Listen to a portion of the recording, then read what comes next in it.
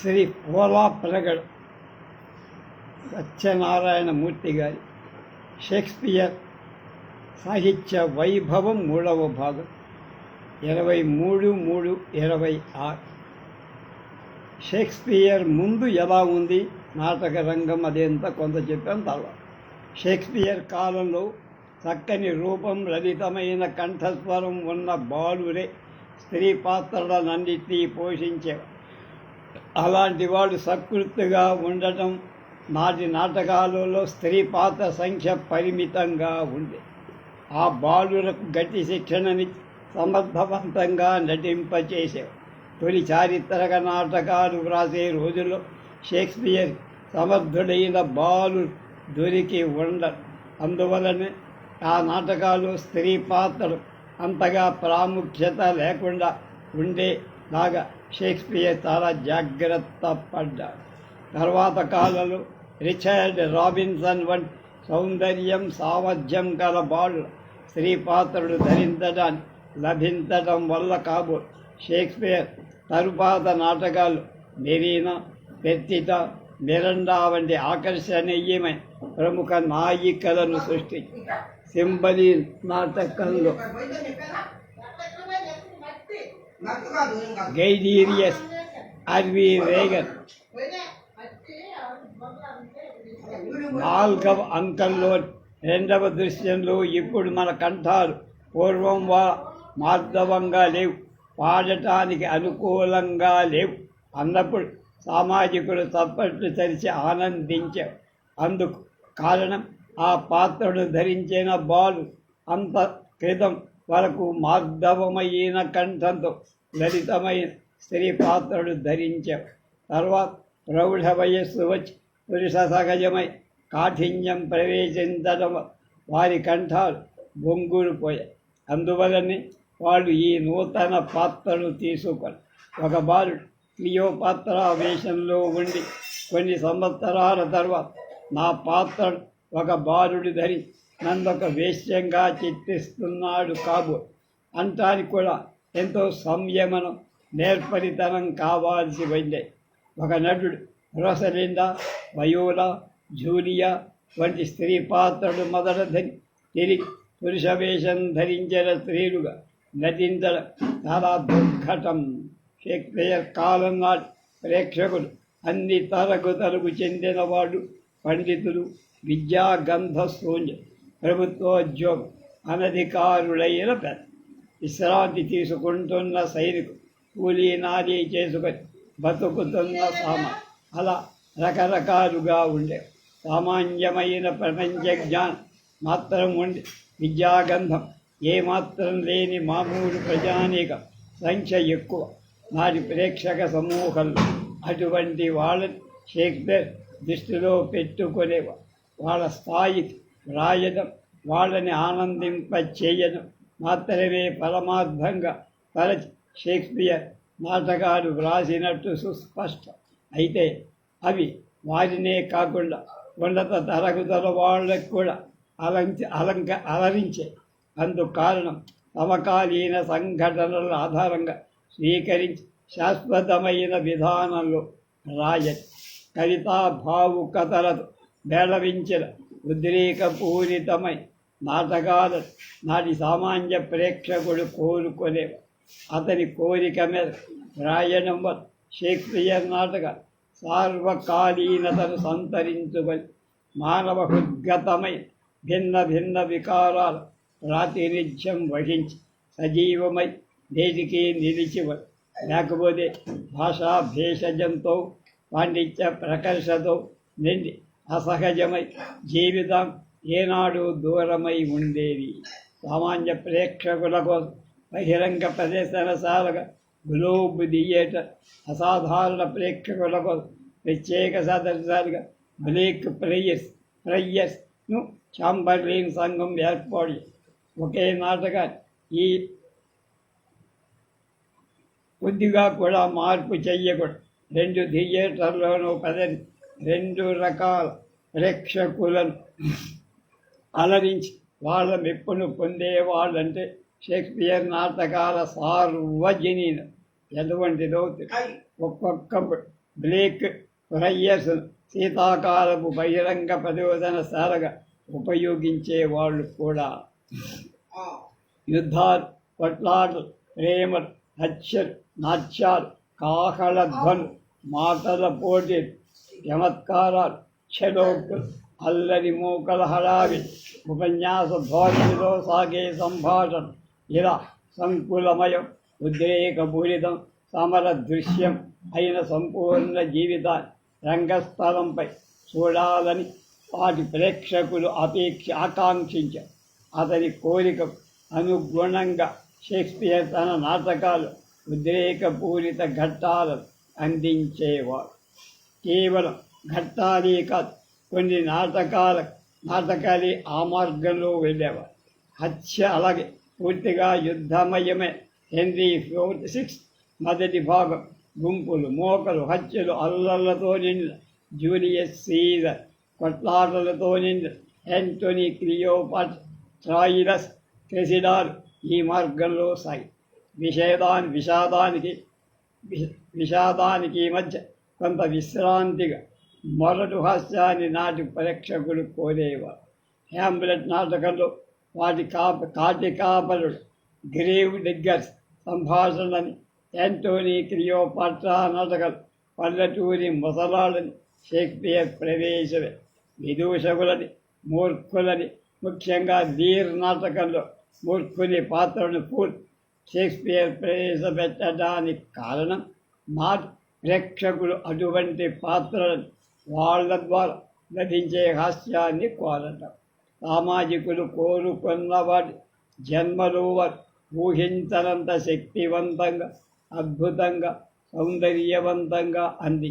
అలాగే వాళ్ళు కోరిని, వాళ్ళకు కావాల్సింది, వాళ్ళకి రుచించేది మాత్రమే అందించడంలో షేక్స్పియర్ ఏం తృప్తి పడల. వారి కోరికలు తాను తలచిన మార్గంలో తాను వ్రాసిన దాన్ని వాళ్ళు మెచ్చుకునేలా చేశారు.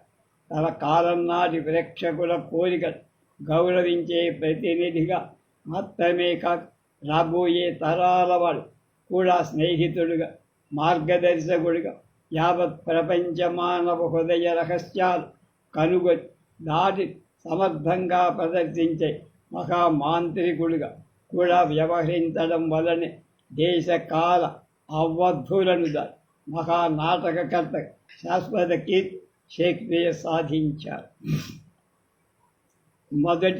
తొలి రోజు ఏ ప్రఖ్యాత పురుషుడి జీవిత విశేషాలు తెలుసుకోవాలన్న పురపాలక సంఘ విద్యాలయ సంస్థలలో శాశ్వత పత్రాలను, ఆయన గురించి ఇతరులు వ్రాసిన గ్రంథాన్ని ప్రస్తావించిన సందర్భాలు, ఆయన తన గురించి వ్రాసుకున్న విశేషాలను, ఇతరులకు ఆయన వ్రాసిన జాబుల్ని, మరణించప్పుడు నమోదైన వివరాలను, ప్రకటితమైన సంతాప సంచికలను బట్టి పరిశీలించడం. కానీ 16-17 శతాబ్దుల్లో వ్యక్తులను గురించి తెలుసుకోవడానికి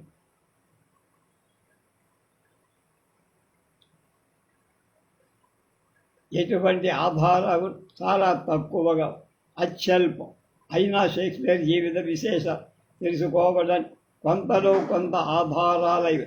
ఆ రోజుల్లో ఇంగ్లాండ్ పాలించిన ఎలిజబెత్ రాణి వ్యక్తిగా జీవితాన్ని తెలిపే సాక్ష్యాలు కూడా సరిగ్గా లేవు. నామకరణం, వివాహం, మరణానికి సంబంధించిన తేదీ పాక్షికంగా పత్రాల్లో, ప్యారిష్ రికార్డ్స్లో దోషంగా సాక్షిగా ఆయనకిచ్చిన వాగ్మూలాలు, న్యాయస్థానం పత్రాలలో ఆయన వాటాదారుగా ఉన్న నాటక సంస్థ ఎంతెంత డబ్బిచ్చింది, ప్రభుత్వ పత్రాలు తన ఆస్తి సంబంధించిన ఆయన కోరికలేమిటి తెలిపేవి మరణ శాసనంలో కలి. ఇవి కాక షేక్స్పియర్ గురించి తెలిపే కథలు కొన్ని వాడుకలో ఉన్నాయి. జాన్ అబ్రే అనే కథలు, మెట్టర్స్టన్ నుంచి నికోలాస్ రోవే,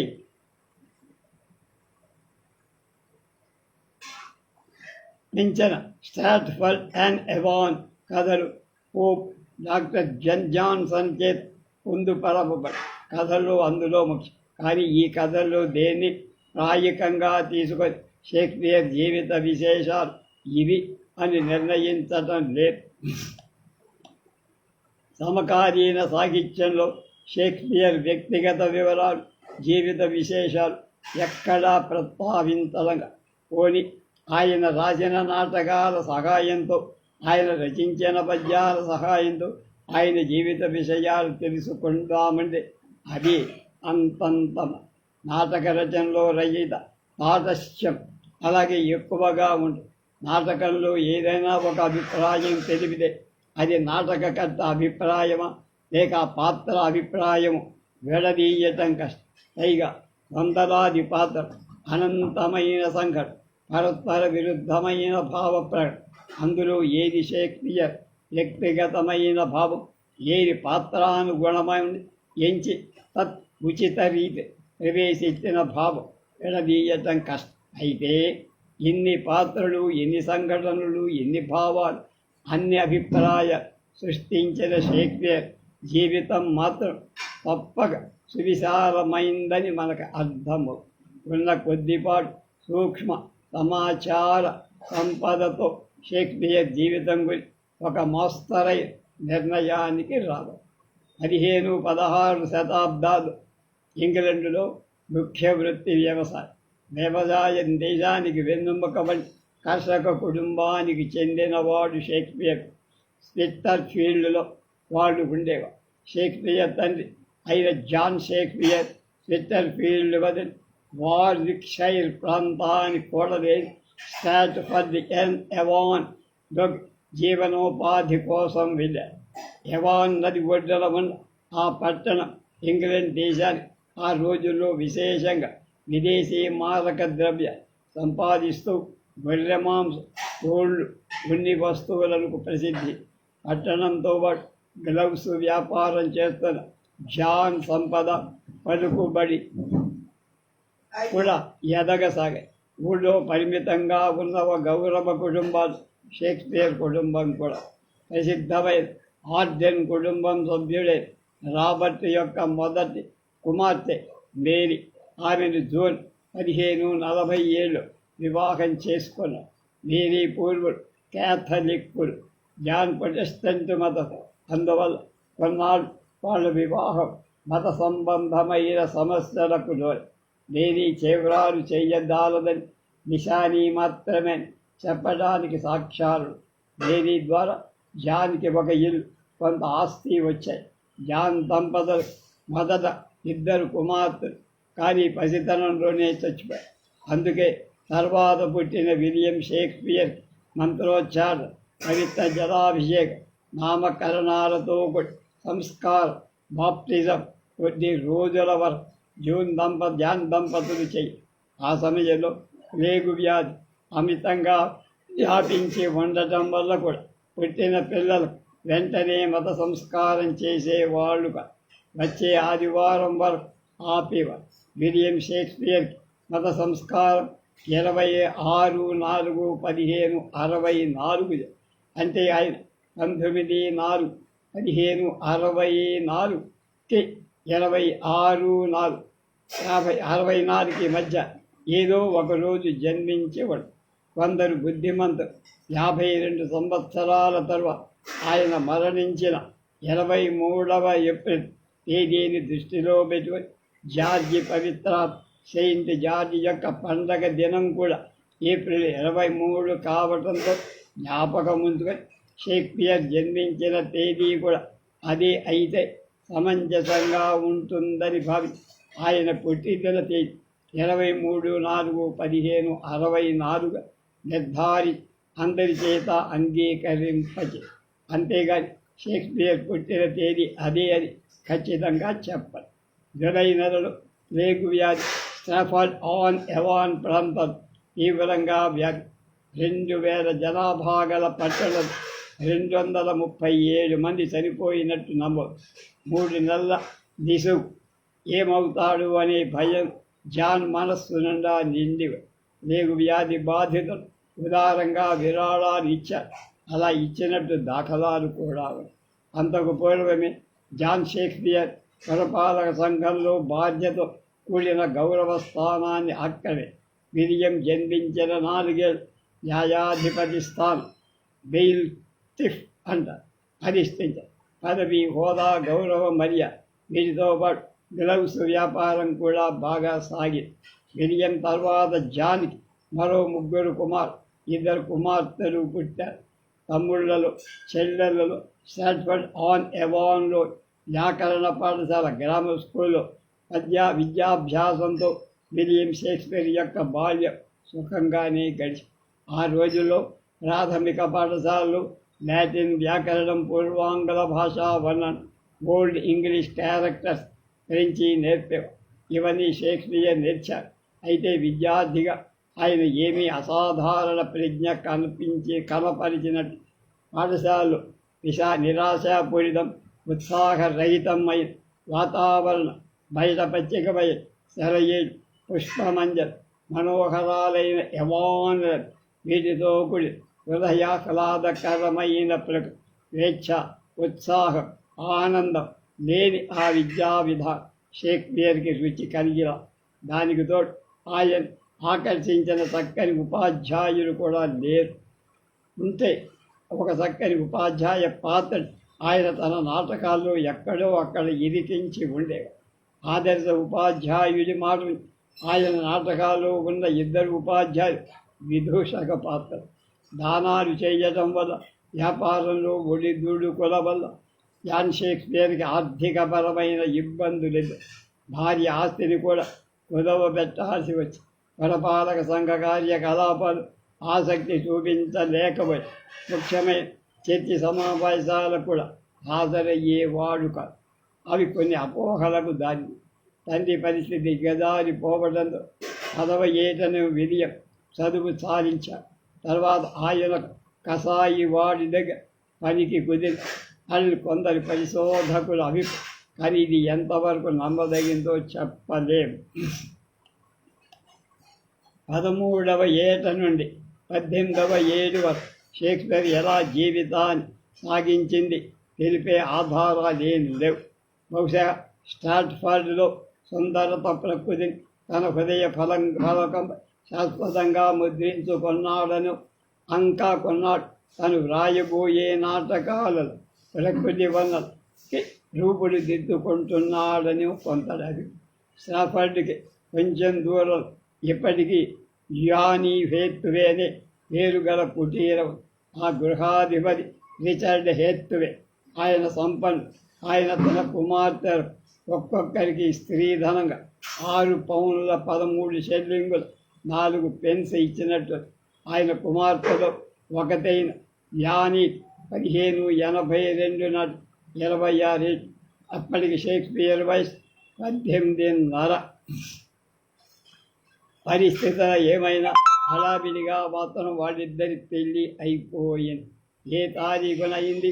న్యాయనిర్ధమైన సంగతులు ఏమైనా ఉంటే ఇన్నటికీ బాధ్యత వహిస్తామని ఫల్క్ పాండాల్, జాన్ నిదర్జన్లు ఇచ్చిన హామీలు మాత్రం 27/11/1522 తేదీతో మార్క్సిస్టర్ మత సంబంధమైన పత్రాలలో ఉన్నాయి. అంటే ఆ తేదీ తర్వాతే కొన్ని రోజుల్లోనే షేక్స్పియర్ వివాహం యానీతో జరిగింది. వివాహం అయ్యాక 5-6 నెలలకే 26/5/1883 విలియం యానీల ప్రథమ సంతతి సుసాగా జన్మి. తదుపరి అంటే 22/2/1580 హ్యామ్లెట్ జ్వారి అనే కవలలు జన్మించినట్టు చర్చిలో నమోదయ్యి 1585-1592 వరకు లండన్లో ఆయన పేరు వినిపించేవారు.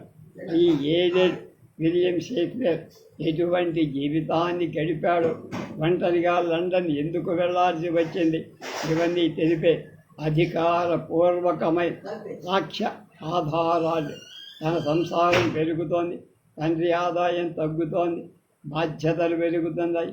అందువల్ల ఏ వృత్తి చేస్తే ఎక్కువ ఆదాయం లభిస్తుందో అనే ఆశతో విలియం షేక్స్పియర్ రకరకాల వృత్తులు చేపట్టాడని, అందుకే తన నాటకాలు అంత వివరంగా అసంఖ్యాకమైన వృత్తిని వర్ణించగలిగాడని ఒక వాదం. ఇంత బాగా వర్ణించాడంటే ఆ వృత్తులన్నీ ఆయన చేసి ఉంటాడనే వాదం అర్ధరహితం. క్రాంతదర్శి అయిన కవి ఇతరుల అనుభవాలు కూడా తన అనుభవంగా మలుచుకునే శక్తి. మరణ వేదన బంధించాడని ఆ కవి మరణ వేదన గురైనట్టుగా కొంతకాలం తండ్రి దగ్గర గ్లౌస్ వ్యాపారం చేశాడని, లాభించక వివిధ వృత్తులు చేపట్టాడని, వాటితో న్యాయవాది దగ్గర సహాయక పదవి కూడా ఒకటి అని, లేకపోతే హ్యామ్లెట్ నాటకం ఉపయోగించిన కొన్ని న్యాయవాద వృత్తితో సన్నిహిత సంబంధం లేని వ్యక్తి రాయలేడని కొందరు విమర్శకులు. స్టాట్ఫర్డ్ వదిలి జీవనోపాధి కొరకు ఆయన పలు ప్రాంతాల్లో వెళ్ళాడని నిరూపారు. కానీ అలా వెళ్ళబోయే ఆ పట్టణ పరిసరాలను అందాలను తన గుండెలో తప్పకుండా పొదివి ఉంటాడు. అతని నాటకాల్లో అసంఖ్యాకంగా కనిపించి ప్రకృతి వర్ణనలు చాలా భాగం స్టాట్ఫర్డ్ ప్రాంతంలో కనిపించి, లవ్ లెటర్స్ లాస్ట్ నాటకంలో 5వ అంకం 2వ దృశ్యం ప్రకృతి సౌందర్య వర్ణన కానీ, అందమైన వివిధ పుష్పజాతుల వర్ణన కానీ, పచ్చిక బీజల రామణీయ కానీ, మిడ్ సమ్మర్ నైట్స్ డ్రీమ్ 2వ అంకంలో 1వ దృశ్యంలో సుందర సుమనోహర పుష్పశోభితమైన నదీ పరిసర ప్రాంత కానీ, హ్యామ్లెట్ నాటకంలో 4వ అంకంలోని 7వ దృశ్యంలో నదిపైన వంగిన విల్లో వృక్ష చిత్రణం కాని, హెన్రీ 5 ఫ్రాన్స్ దేశ యుద్ధ పరిస్థితుల్లో కలుపు మొక్కల ముళ్ళు బ్రహ్మజముడు డొంకలు పల్లేరు కాయలతో నిండాయని వర్ణన కాని, స్టాట్ఫర్డ్ చుట్టూ ఉన్న ప్రకృతి సంపదలో మాతృకలు కనిపిస్తాయి. స్టాట్ఫర్డ్ వదిలి బెర్కిలీ కేసిల్ పరిసరాలు షేక్స్పియర్ ఉపాధ్యాయ వృత్తి అవలంబించాడని, అందుకే రిచర్డ్ 2 హెన్రీ 4 4వ భాగంలో తటస్థపడి పండితులు ఆ ప్రాంతం యొక్క ప్రస్తావన చేయడం జరిగిందని, దాన్ని బట్టి చూస్తే షేక్స్పియర్ లాటిన్ భాష బాగా వచ్చని, అతనికి గ్రీకు లాటిన్ భాష రావని కొందరు విమర్శకుల అభిప్రాయం. కాదని జాన్ అబ్రే వారు. బహుశగా ఆ నాటకాల మీద అభిమానం, బర్కిలీ పలువు దగ్గర ఉపాధ్యాయ వృత్తి కలిసి ఆయన ద్వారా షేక్స్పియర్ లండన్ నాటక రంగ ప్రవేశం చేశాడు ఏమో. సాక్ష్యాధారాలు సరి అయినవి లేన విపరీతమైన ఊహలే కదా విమర్శకులకు ఆధారం. నాటకకర్తగా ఆయన పరిస్థితి ఏం చేశాడు అనేది రేపు